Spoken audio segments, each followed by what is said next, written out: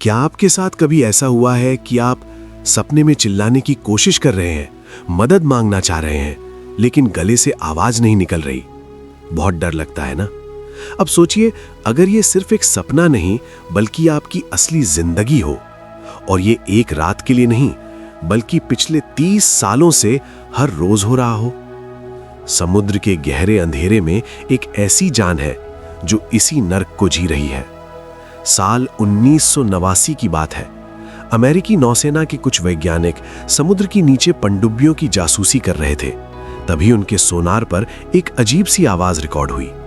यह आवाज किसी मशीन की नहीं थी, ये एक व्हेल मछली की थी। लेकिन इसमें कुछ अजीब था। आमतौर पर ब्लू व्हेल या दूसरी व्हेल मछलियां 15 से 25 हर्ट्ज की फ्रीक्वेंसी पर बात करती हैं। उनकी आवाज बहुत भारी होती है, लेकिन ये आवाज बहुत तीखी थी। ये ठीक 52 हर्ट्ज यानी 52 हर्ट्ज पर थी। यही इस जीव की बदकिस्मती थी।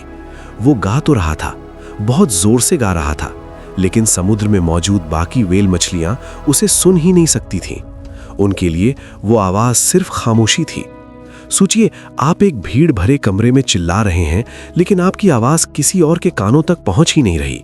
आप सबके बीच होकर भी पूरी तरह अकेले हैं। ये जीव, जिसे वैज्ञानिक अब 52 कहते हैं, पिछले 3 दशकों से प्रशांत महासागर में तैर रहा है।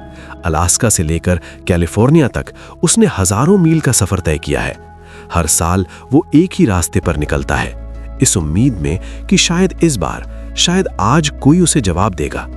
उसके पास परिवार नहीं है, उसके पास कोई साथी नहीं है, वो किसी झुंड का हिस्सा नहीं है। वो बस तैरता रहता है, अपने उस अधूरे गीत को गाते हुए।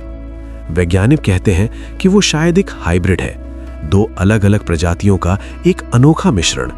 वो इतना अलग है कि कुदरत ने उसे सबसे खास और सबसे बदनसीब बना दिया। हमें नहीं पता कि वो नर है या मादा, हमें नहीं पता कि वो कैसा दिखता है। हमने आज तक सिर्फ उसे सुना है। उसकी आवाज में एक अजीब सा दर्द है, लेकिन साथ ही एक उम्मीद भी। उसने आज तक गाना बंद नहीं किया। 30 साल की तन्हाई के बाद भी उसने हार नहीं मानी। वो आज भी उस गहरे ठंडे पानी में तैर रहा है, अपनी आवाज को लहरों के हवाले कर रहा है कि शायद कहीं दूर कोई तो एक होगा जो उसकी भाषा समझता हो। उसकी ये कहानी हमें एक बहुत गहरी बात सिखाती है। हम इंसान भी तो कई बार भीड़ में अकेले महसूस करते हैं, है ना?